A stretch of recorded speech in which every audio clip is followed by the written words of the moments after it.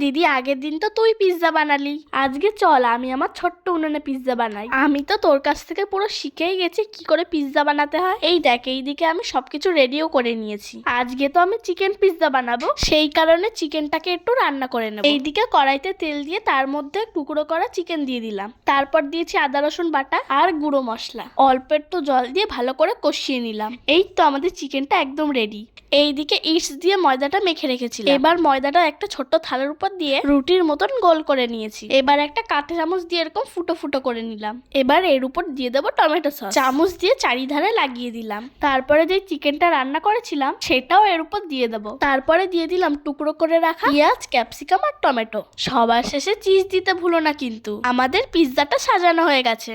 এবার হাঁড়ির মধ্যে একটু জল দিয়ে তার উপর পিৎজার থালাটা বসিয়ে দেবো। ঢাকনা চাপা দিয়ে কিছুক্ষণ রেখে দিয়েছিলাম।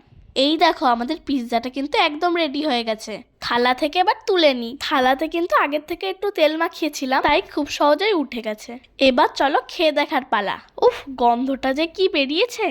আমি তো একবারেই খেয়ে নেবো। আর খেতে তো পুরো ফাটাফাটি।